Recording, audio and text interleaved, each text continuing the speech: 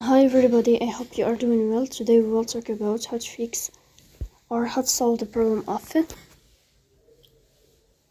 verification code on Pixiv. You will click on settings.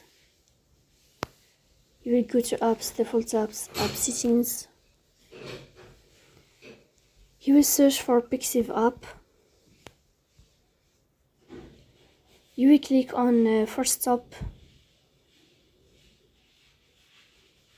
and you will click OK.